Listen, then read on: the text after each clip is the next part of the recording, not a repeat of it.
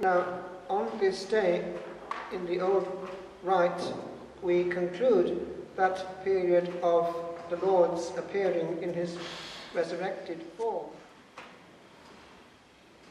We extinguish the light which symbolizes the resurrection after these 40 days in which he has been appearing by various proofs, as St. Luke puts it.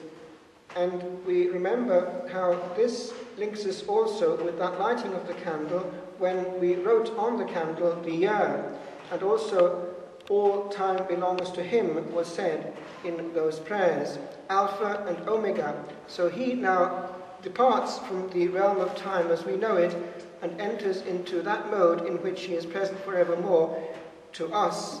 So now the MC will extinguish the Paschal candle.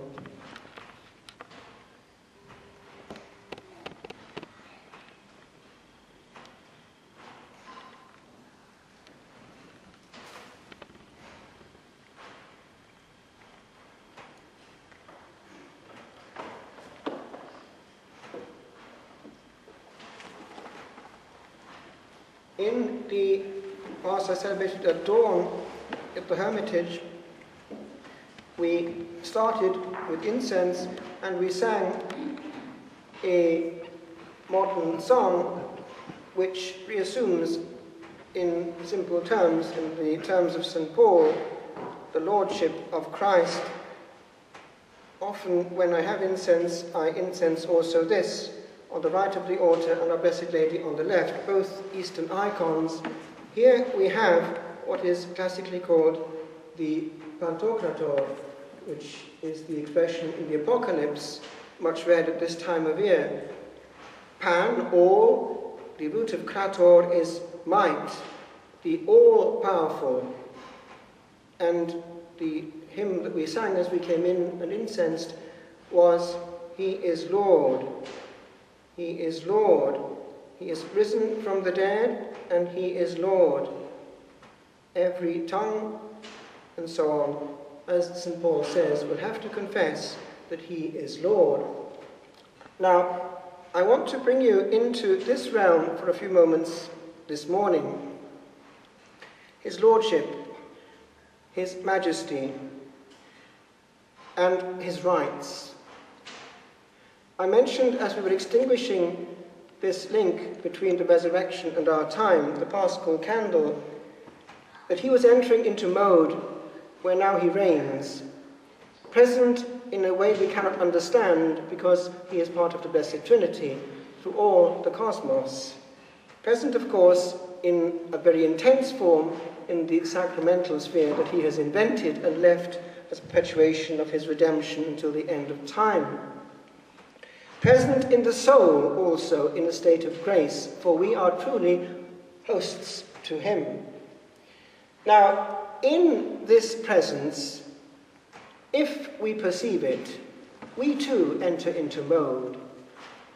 Is it not true that if one enters into a calm liturgy which suggests with ancient means his might and his majesty, that we too are calmed? That we too are brought from the banal and placed at the throne of glory for a while. Now, in the East, this is very central. They have, in the very structure of an Eastern church, the Almighty reigning over the assembly. And I remember when I was 13, our Sunday school teacher, who was very open-minded, still alive actually, a good man, he wanted us to have every experience, and he took us to all these places. And he took us to the Greek church in Cardiff, and he explained to us how all this made sense. Therefore, we knew before we got there, and after we got there, what we were seeing. He wanted us to experience the power and the glory of the otherness. Hours of glory. And the liturgy at the age of 13 actually does leave an impression. Wow! This is something that we had not known as simple Baptists. Although we had something that they didn't have actually. It was the powerful polyphonic music and organ which we as nonconformists had and still have. whereas in the Greek church they do not use instruments, and they do not have ladies and so on in choir. So it's a different way. Anyway, he pointed out to us that the structure indicates that Christ is reigning. If you look at an Eastern church, what do you find? You find a dome over the altar, and there only has to be one altar, and that altar has to be fasting. You cannot have more than one celebration on one altar or in one church in one day. The altar and the priest have to be fasting from other Eucharists. That's interesting in the way that they understand it. Of course, it lasts a long time. They only have the high mass, not the low one. But therefore, you go up, and what they suggest is this, from the visual way it's put. They have this in the middle of the dome. Look up in any Eastern church, and you have Christ, the Pantocrator, in majestate, reigning and doing what? Precisely this, blessing in the Eastern way.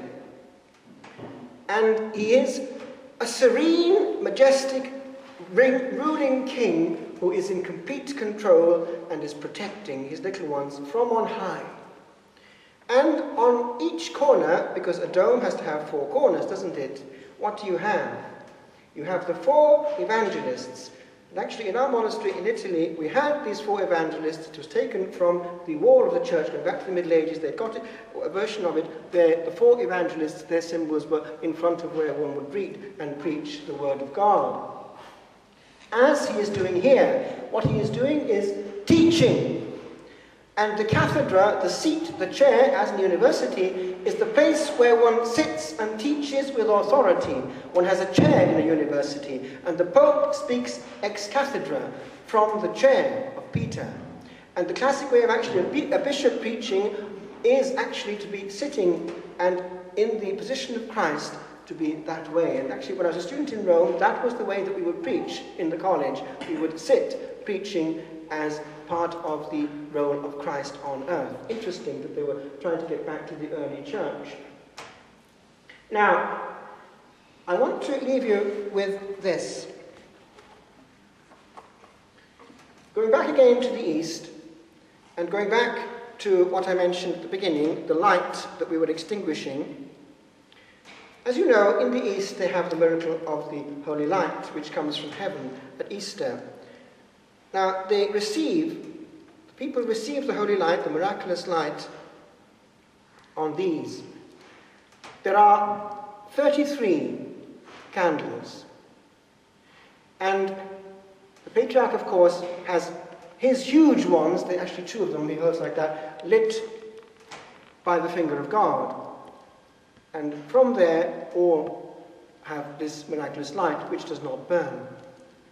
And the way in which they have wanted to link the life and therefore the time of the Lord with this cosmic miracle, which has always happened and always will until the end of time, at midday on Holy Saturday in the Holy Sepulchre, is to have 33 chunks of time. In fact, this very week I had someone in retreat who wanted to make a retreat to celebrate 33 years of age. And the fullness of age is there. A person who dies, they say, in glory, receives the perfection of the body. They would look about 33. And some saints who have died in atrocious pain, like St. Litvine and so on, when they have been found after death, a few minutes afterwards, they've been rejuvenated completely in their body, and they've come to that fullness of age about 33.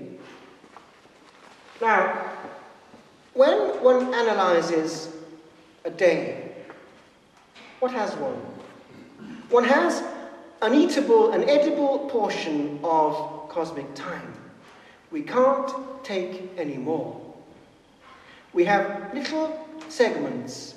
And the Lord has taught us in the Gospel, sufficient unto the day is the evil thereof. And he's made the point again in the Lord's Prayer, give us this day. And the word in Greek which follows is epiousion, which can be translated our daily bread, or it can be translated our supersubstantial bread, that is, the actual Eucharist itself. But they're both intermingled. And I want you to take that with you today, my friends, because it's a secret the Lord has given us. Eternity will take care of itself. And so, indeed, as he has told us, tomorrow will take care of itself. If we try to take in and swallow all time within this present day, we'll ruin both this present day and the rest of our time on earth. We have to live calmly. We have to live in a certain way slowly. Because we too need to be in mode. We need to have our eyes looking towards the Pantokrator. We need to have times with him away from the banal. Because if we spend all our time as animals looking downwards towards the earth, we are concentrating on what is below us. If we look up and have time to look up and gaze at him who's thinking of our problems far better than we can, we have a different mode of affronting time, and a far more serene one, and we can limit the damage of our state. Another clue is this: not to do what we were not asked to do. Because a day is richer from being more virgin. Silence is better than clutter. Treasure your right to silence. It makes a huge difference. Now, in practice, that means being very, very disciplined. We do not have to be all the time available. And I can just suggest one or two simple things of making that happen. Do not always have the mobile phone switched on. They do not have to have access to you at all times.